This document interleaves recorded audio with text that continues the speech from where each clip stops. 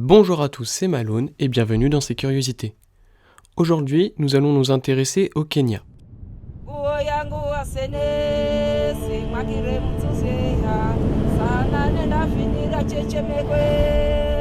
Avant de développer les différents points de cette vidéo, j'ai voulu m'intéresser aux stéréotypes de ce pays. Au niveau des retours, 66% de ces réponses montrent l'aspect animalier, notamment avec les éléphants, et les différents safaris qui y sont organisés. Puis, 17% des réponses montrent l'aspect traditionnel, notamment au niveau des boucliers kenyans, qui est représenté sur leur drapeau. C'est le seul pays avec le Lesotho où un bouclier est représenté sur leur drapeau. Mais alors, qu'est-ce que le Kenya ?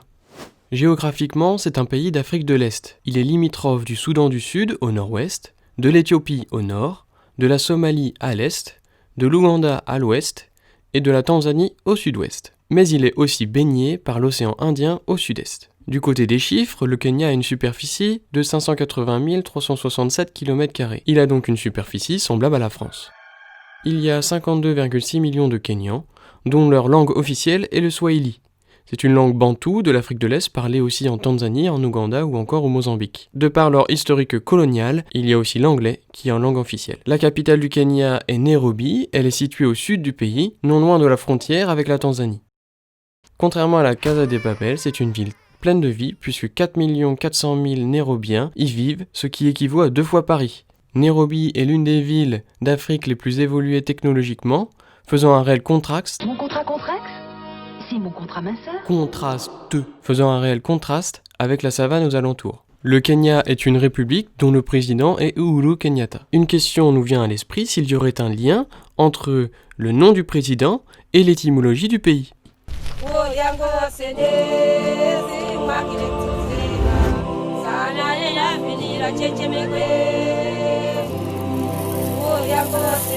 Le terme Kenya provient de celui de son plus haut sommet, le mont Kenya, que les Kamba, peuple bantou, appellent Kinya, ce qui signifie montagne de l'autruche.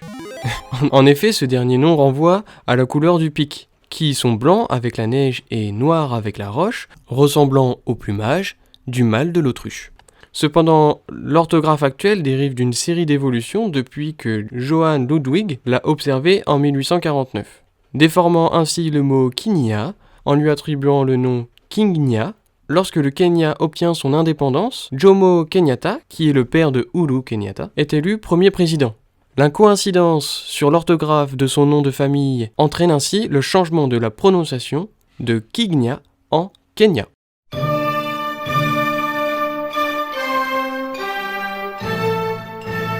Le Kenya, comme tous les autres pays, a de nombreuses symboliques. Tout d'abord, la devise nationale, travaillons tous ensemble. Du côté des symboles animaliers, nous avons le lion, le guépard, mais principalement l'éléphant, qui est emblème national et bien représenté dans ce pays. Il y a aussi l'hymne national, traduit par « Ô Dieu, notre force ». De par ce titre, vous pensez bien que la place de Dieu est prépondérante, comme beaucoup d'autres hymnes nationaux. Ô Dieu de toute création, apportez sur nous la bénédiction, que la justice soit un bouclier et un gardien. Religieusement, le Kenya est protestante, de par la marque des Britanniques suite à la colonisation.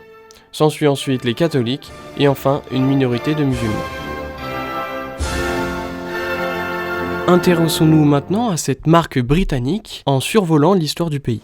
Des fossiles hominidés datant de plus de 20 millions d'années ont été retrouvés en Afrique de l'Est. D'autres découvertes indiquent que les hominidés comme l'Homo habilis ou l'Homo erectus vécurent au Kenya il y a 2,5 millions d'années. Ce n'est que bien plus tard, au 1er siècle après Jésus-Christ, que les premiers marchands arabes commencèrent à fréquenter les côtes kenyanes. Coucou, c'est nous! En effet, cette proximité avec la péninsule arabique était propice à la colonisation. C'est alors que des colonies arabes apparurent le long des côtes avant le 8e siècle. À partir de 1500 après Jésus-Christ, arrivèrent des peuples nilotiques, c'est-à-dire des peuples vivant dans la vallée du Nil. La population du Kenya résulte du métissage entre cette culture arabe et africaine.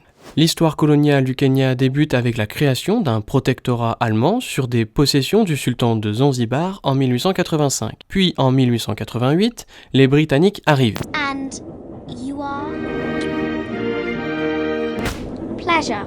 Pendant 2 ans, il y a une rivalité entre ces deux colons. Elle prendra fin en 1890 quand l'Allemagne se retire. C'est alors que le gouvernement britannique a établi en 1895 l'Afrique orientale britannique, qui est en quelque sorte le territoire actuel du Kenya. Dans les années 1890, des lignes de chemin de fer se développent grâce notamment à l'aide britannique. C'est en reliant l'Ouganda au Kenya que Nairobi en tant que ville doit son existence en 1899. L'ingénieur en chef Sir George Whitehouse a pris la décision de déplacer le siège social de la compagnie ferroviaire de Mombasa à Nairobi. Nairobi devient alors la capitale en 1905.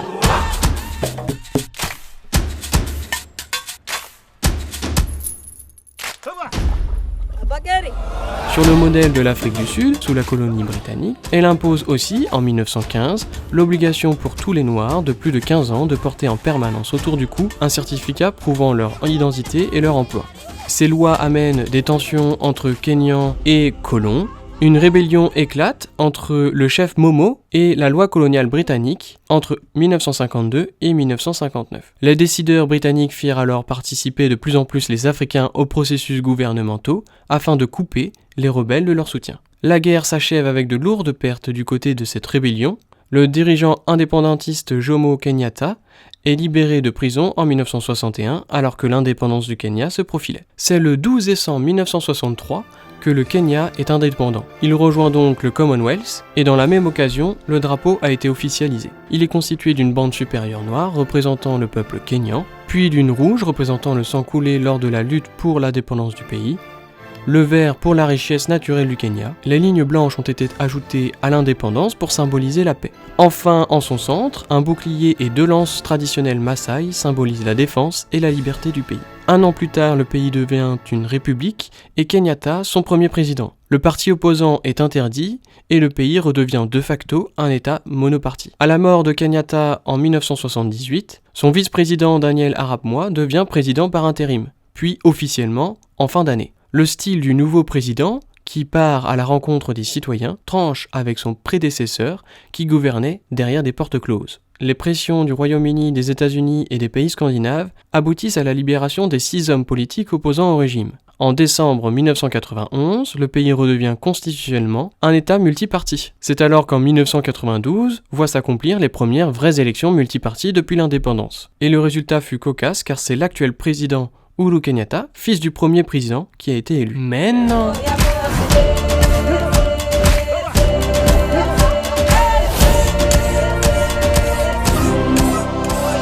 Qu'en est-il de la situation actuelle du Kenya ? Le Kenya est la 3e économie d'Afrique de l'Est. L'économie tourne principalement grâce à l'agriculture et l'élevage, mais le Kenya est l'un des rares pays africains à développer le secteur industriel, notamment dans le textile. En 2007, le Kenya connaît cependant une grave crise politique suite au résultat de l'élection présidentielle. L'adoption par référendum d'une nouvelle constitution en août 2010 constitue une avancée majeure pour le pays. Des réformes sont lancées pour œuvrer à la réconciliation nationale et garantir la transparence des élections générales. La politique étrangère du Kenya est centrée en priorité sur son environnement régional direct et la promotion de ses intérêts économiques. Le Kenya abrite beaucoup de réfugiés du Somalie, mais aussi du Soudan, à cause des différents conflits dans ces pays. Le Kenya a de bonnes relations avec la Tanzanie et l'Ouganda, grâce à la communauté d'Afrique de l'Est, engendrant notamment un libre-échange entre ces pays. Les échanges entre la France et le Kenya restent marginaux. Ils sont principalement composés d'équipements mécaniques, de produits cosmétiques et pharmaceutiques. À terme, l'implantation récente de plusieurs grandes entreprises françaises, comme Decathlon, devrait conduire à l'augmentation des échanges entre la France et le Kenya. Du côté de l'éducation, les relations se développent, notamment par la coopération bilatérale universitaire de grandes écoles au Kenya, dont le français est la première langue étrangère.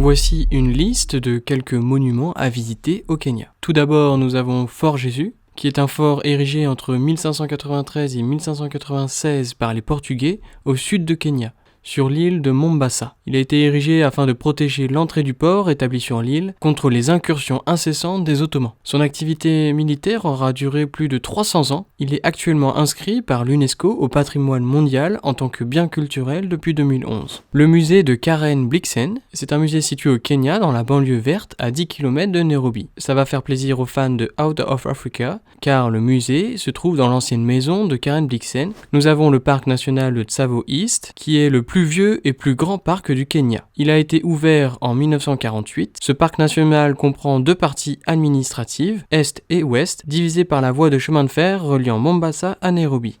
Et ensuite, 2 monuments commémoratifs. Tout d'abord, le parc commémoratif des jardins d'Uhuru, qui est un parc à Nairobi célébrant l'indépendance du Kenya. Il y a aussi le monument commémoratif de l'indépendance, construit en 1973. C'est une colonne de 24 mètres de haut, supportant une paire de mains jointes et une colombe de la paix. Ce point célèbre la déclaration d'indépendance à minuit, le 12 décembre 1973. Il célèbre également l'investiture du premier président du Kenya, Jomo Kenyatta. À côté de ce monument se trouve une statue de soldat élevant le drapeau kényan.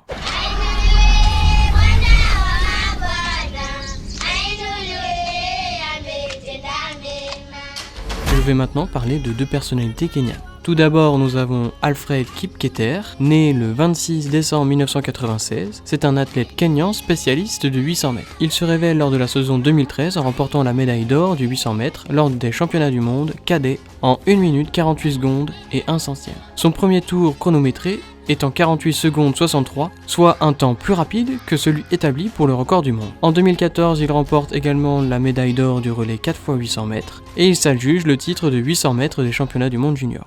Nous avons Wangari Maathai Maathai, né le 1er avril 1940 et décédée à Nairobi en 2011. Elle est surnommée la femme qui plantait des arbres, car c'est une biologiste, professeure d'anatomie en médecine vétérinaire et militante politique écologiste. En 2004, elle reçoit le prix Nobel de la paix pour sa contribution en faveur du développement durable, de la démocratie et de la paix, suite à son engagement contre la déforestation du Kenya. C'est la première femme africaine à recevoir cette distinction. En 2006, elle reçoit la Légion d'honneur française. Pour conclure, le Kenya fait figure d'exemple en matière de stabilité politique et de transition démocratique en Afrique. C'est un pays dynamique de l'Afrique de l'Est, mais où de grandes inégalités y règnent, notamment entre Nairobi, qui est très connecté, et la savane se trouvant à peine 10 km aux alentours. J'espère vous avoir donné envie de voyager dans ce magnifique pays de l'Afrique de l'Est.